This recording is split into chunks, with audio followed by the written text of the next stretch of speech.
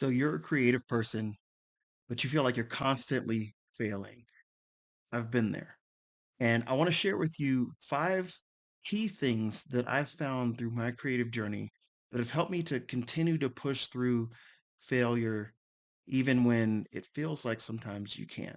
So there are five things that I've learned over the years that have helped me to reframe failure into a way that has actually helped me to continue to progress. And I hope it'll help you as well. I feel like every creative goes through this moment where it just feels like maybe a project is in limbo, or maybe your entire life is in limbo. And the first thing that I think it's very important to recognize is that failure is not only an option, but failure is absolutely necessary to your creative journey. When I think about other creatives that I admire, I think of like Kato-san, the creator of Liberty Walk, and how he started in a small garage that only fit a few cars, and he worked on obscure cars that most people probably never really knew about. And then one day, 2012, he got his hands on a Lamborghini, and the rest is history. Everybody knows Liberty Walk in the car world. And how much more so can our journeys be like that sometimes, where it feels like you're just creating in obscurity, where it feels like you're just trying to get by. Those are the moments to embrace the creative process and not worry about anything else, because you're building yourself. This is like progressing in a game. You don't ever really make progress if you stop. You have to go through the incremental pieces of learning about yourself, about learning about what you're trying to do. And then even in that progression, as you get to the end of one level and you move into the next level, you you ultimately transfer yourself from like the top of the game.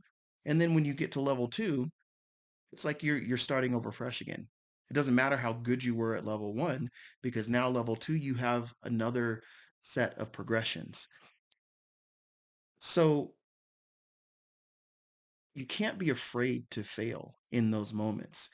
Fear a lot of times will mask itself as procrastination.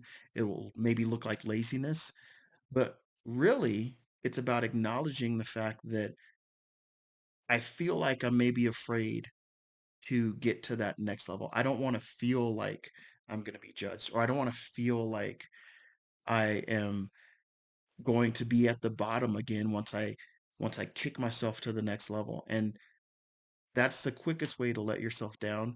That's the quickest way to stop creating. And that's not who you are. So the second thing is that maybe you feel like you need to be perfect to start this journey.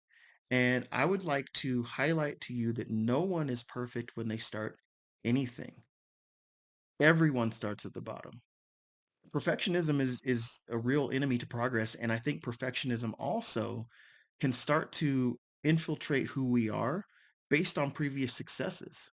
I even look at kind of my journey here, and you get a couple of pieces that people acknowledge and say, dude, that's super cool. And then all of a sudden, you feel the need for every single thing you do to be acknowledged by somebody else and be validated by somebody else to say, yeah, that was cool.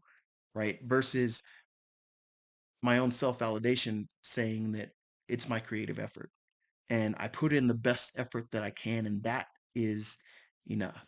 So the third thing is that you have to be willing to embrace that feeling that what you've done is not, it's not good. Again, starting from the bottom, everyone is going to be bad at something in their life. But just because you're bad at it the first day you try it doesn't mean that you can't work hard at it and experiment and learn and grow and get better at what you're doing.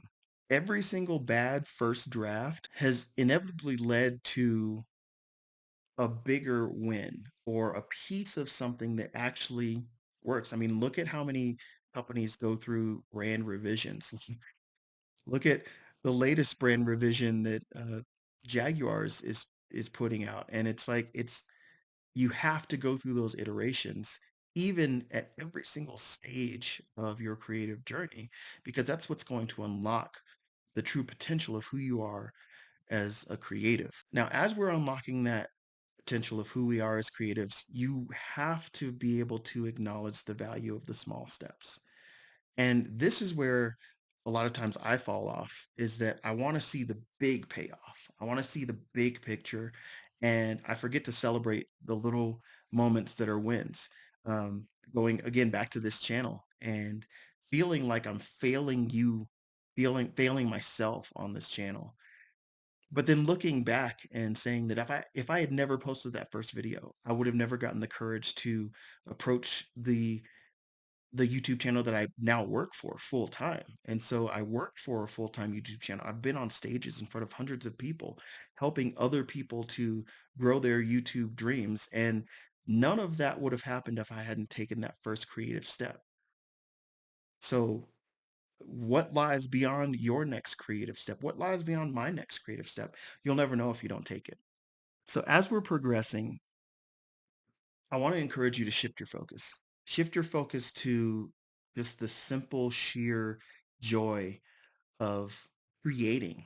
While to the outside world, it can be about the final product. And a lot of times we try to measure our success by like, what was the final outcome? How many views did it get? How many likes? How many shares? Right? But none of that stuff is actually important when it comes to creating. If you feel like you are a creative person, and I would argue that everyone was created to have some level of creativity in this world, but if you are a self-described creative, then the value of your creativity is not in the outcome. It's in just simply continuing to create the thing. It's the value of who you are is in simply just continuing to be that creative person. And I think sometimes we abandon that. We try to get away from that and we look at our bank account and we say, "Well, I must not be that creative because my bank account is not full." But I would argue that some of the best creatives don't do it for a paycheck. They don't do it because you get paid. You do it because you want to add value to this world through your perspective, through your point of view, and then realizing that not everybody has that same point of view. That's what makes it valuable. That one thing right there is what makes all of this worth it. So then with that in mind, you cannot rely on external validation. That is going to kill your creativity. So my challenge to you, my challenge to me, pick up that creative project that you maybe abandoned for a little while or get to the next creative project and then see it through. Just create the thing and embrace your failure as opportunities to learn and grow. When you feel like you failed, take a look back and analyze it. Analyze it through the lens of, did I give it my best effort? Did I put in 100% of my creative self into that? If you can say yes to those, then I don't think it was a failure. If you if you're saying that you didn't put in your best creative effort, then the opportunity to learn and grow is to ask yourself why. Why didn't I put in my best? Or why didn't I feel like I was at my most creative putting in that effort? And then go to the next creative thing and try again. This is what creativity is all about, is continuing to examine who we are and our perspective, put that out in the world and see what happens.